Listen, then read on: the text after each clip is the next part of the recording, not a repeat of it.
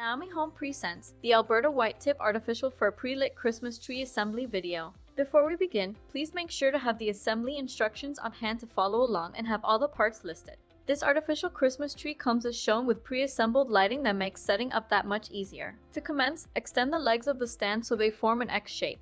Thread the eye bolts into the stand, insert the bottom section of the tree onto the stand, and tighten till the pole is firmly secured. Then insert the middle section of the tree onto the bottom section. Now insert the top section of the tree onto the middle section. Connect the Christmas tree lights from the bottom section onto the middle section. Do the same for the middle and top section. Spread out each branch and tip as shown. Fluff up the tree and fill in any gaps or holes, and the tree will look more full. And there you have it. Your Alberta White Tip Artificial Fir Pre-Lit Christmas Tree is complete and ready for use.